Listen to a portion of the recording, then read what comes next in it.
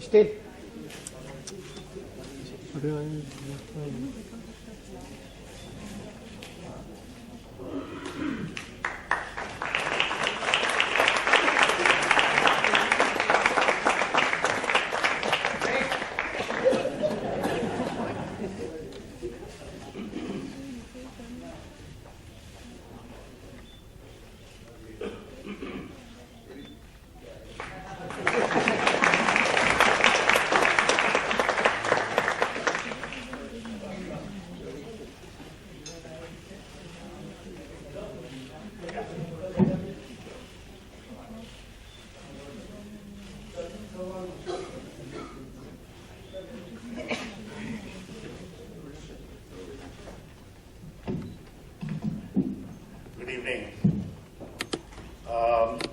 Student of the Film and Television Institute of India, and Girish was the director of the Film Institute. And I got a call from Girish saying that there is this absolutely brilliant fellow, but also a real pain in the butt. Because he was leading some kind of a strike, and Girish couldn't come out of his office because they were doing, he along with several others were doing a dharna. And he said, the best way to get him off my back is to send him to you. So I had, of course, before that discussed with Girish about a film I was going to be doing, and I needed an actor of a certain kind, certain quality and so on. And I thought I'd find him in the institute, so I spoke to Girish. And Girish said, well, you've got the right person in Naseeruddin Shah. And that's how Nasir came to my office. And we met, and it didn't take too long for me to make up my mind, and then he was in that film called Nishan. But I didn't realize that he had come with a one-way ticket from Pune. I didn't have the means to go back. I think, and if I remember it correctly, he went out of my office and came back again, and he said, look, do you think you can give me the ticket money to get back to Pune? So that's how it all started. But after that, of course, the rest is history, because Nasir is such an exceptional actor. And of course, he acted in several of my films, one after the other at that time. And of course, I never realized that he had this other talent in him, his ability to write. He did write a couple of missives to me during that time, but they were all written with a poison pen. Because there were some problems that he had with me, and then he would write these missives. But I didn't think that those missives were great pieces of literature. But now, when this book came out, I read it, and I was absolutely astounded by Nasir's wonderful ability to express himself in words, which I had never really suspected, although I've known him now for 40 years. Because he writes so well. And the book is such a pleasure to read. And well, what can I say? All I can say is that apart from being a great actor, he is on his way to becoming a great writer. And I'm sure that all of you will enjoy reading the book. I commend the book to all of you. Thank you.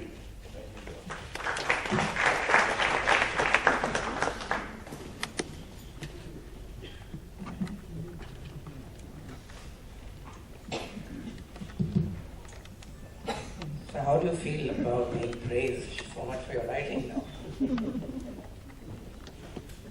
It feels great. Obviously, even a backhanded compliment that I received from a reviewer who doubted that I had written the book. Because according to him or her, the vocabulary betrays the fact that more than one hand has worked at shaping the sentences or something of the sort.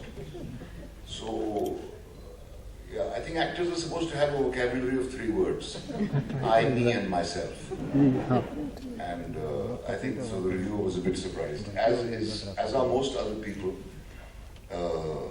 But the fact is that even though I came last in class consistently in school, the articles I wrote were invariably selected for the school magazines. And I used to write probably the best essays in the class. And I always got 100 or 100 in dictation. So I suppose it was germinating somewhere. And finally found its expression through this book. After all these years, how did you decide that you want to write about yourself? Were you persuaded by a publisher, or was it a... No, I wasn't. I was shooting this film, which was boring me out of my skull, and I was living in Prague. You want to name it? The League of Extraordinary Gentlemen. And it was getting colder and colder. Winter was setting in. It was minus 17 at night. And I was making so much money that I decided to buy a computer and learn how to use it. And that's what I did, and I started writing it for my own amusement, really. I had nothing else to do. So I just thought I'd try and recall things from my childhood, and I found I could recall quite a few. And it was fun remembering all those things, and I sort of a challenge I set to myself was, let me see if I can put it down in an engaging manner. The thought that it would end up as a book didn't occur to me then. So when you started writing, it was just for yourself? Yeah, and that is why the honesty which everybody has mentioned, because it didn't bother me who's going to think what. I wasn't concerned with I didn't want to hurt any feelings naturally, but I wasn't really concerned with who would feel what on reading it, because I never thought anybody would read it. And when it became, or it started shaping into a book, then you didn't want to go over it and start censoring it in order not to hurt people. I don't think I'd said anything which would be hurtful to anyone, firstly. You talked of Neera, which I think has surprised many people. You talked of people. Neera Benegal's steely and icy glare. Oh, that was written with great admiration. That was it went through my spine. And you've written about Vidhu, Vinod Chopra being a motor mouth. Have you ever had a conversation with him? If you ever call No, him I've up, had a conversation which is always one way. yeah, there's no conversation. If you call him up, you have to say, hello, can I please listen to Vinod?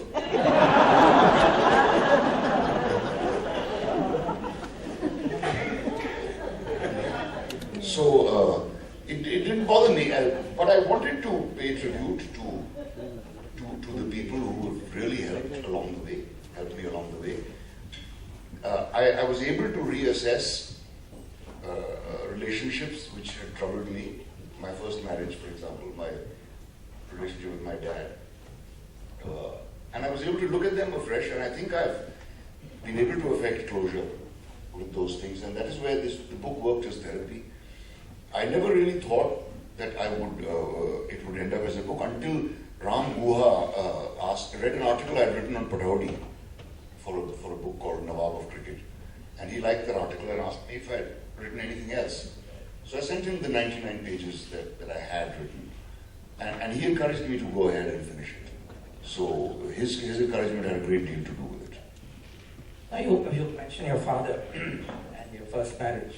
Now you've been very, very frank about both those things, about your relationship with your first child, your daughter. How has she reacted to it? Yeah, she was terrified of reading the book, firstly, Right. because she was afraid of what I'd have written about her mom. I dare say she'd heard stories about me. She hadn't met me till she was 12. I hadn't met her either.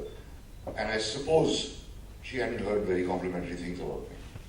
So she was very frightened when she came to meet me for the first time, and after she'd met Ratna and me, she decided she wanted to live with us. So it was the same fear which returned, I think, when the book finally came out.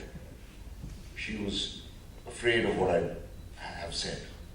And it took her a long time to read the book. I had to go, sort of coax her to read it. But I think it's made her, it's relieved her, and she's feeling good about it.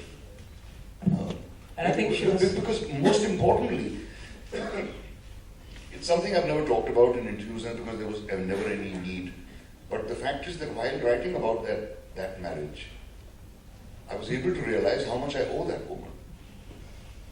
Whereas all I had nursed all along was a feeling of hurt and betrayal and so on, whereas I was in fact the one who was guilty of inflicting the hurt and doing the betrayal.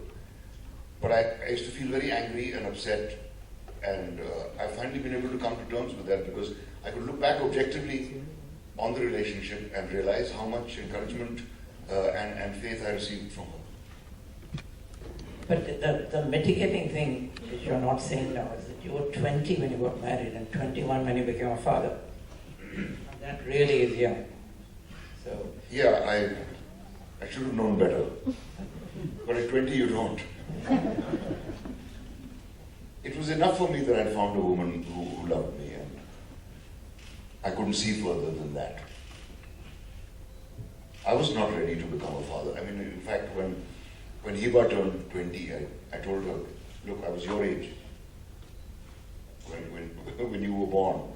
How would you react if you had a baby today? So over the years, and with Ratna's great and tremendous assistance, I think I've been able to heal the wounds.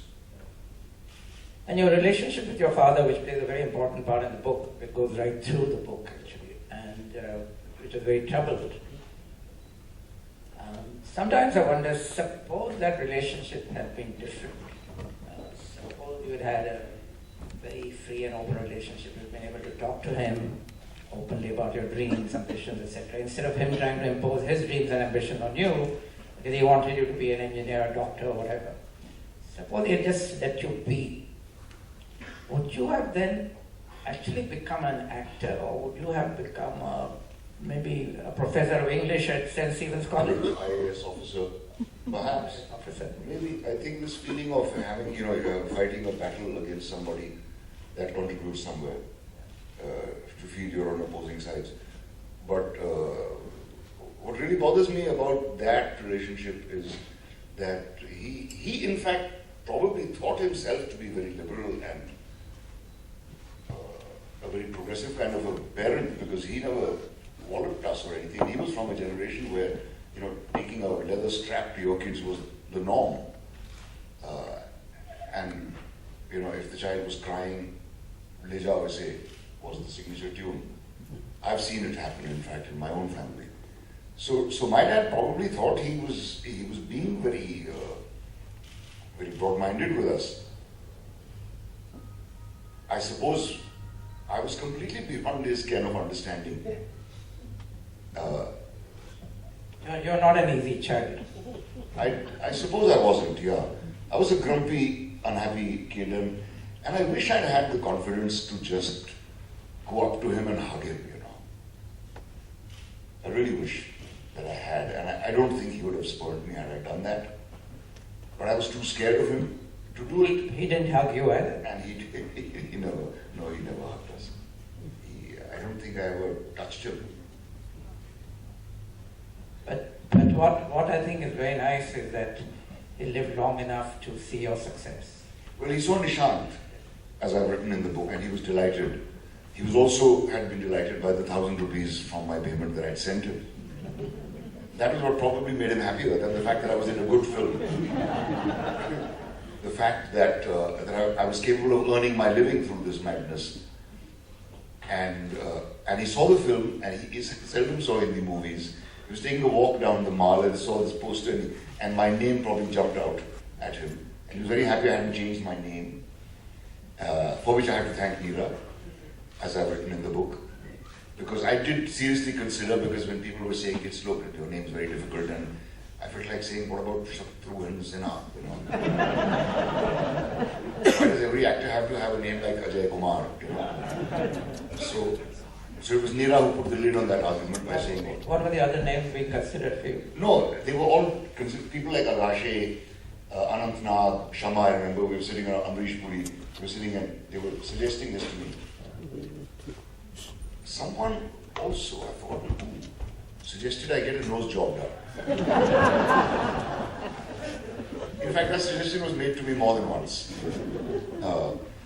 So he was very happy I hadn't changed my name, and that there was this film I'd done which was not a stupid singing and dancing kind of movie which he abhorred. And then he was very happy. He wrote me the longest letter he ever wrote me in his life. But he wondered whether these were the kind of films which will continue to be made. So he said, you have to see, you have to maybe find employment in the other kind, much as I hate those movies, but maybe you should look for employment in the other kind as well. And Nishad must have been shocking for him. Surprisingly, it wasn't, you see, because I think, neither for my mom, because I think, see, It's a very sordid story. yeah, but I think both of them being connected to the feudal system and having been born and brought up in somewhat aristocratic sort of families, you know, coming on hard days, no doubt, but I think they'd seen the sort of debauchery and corruption that exists in these families. And so I don't think it shocked them terribly. I think in the families themselves there were many scary stories about the deeds of some of the members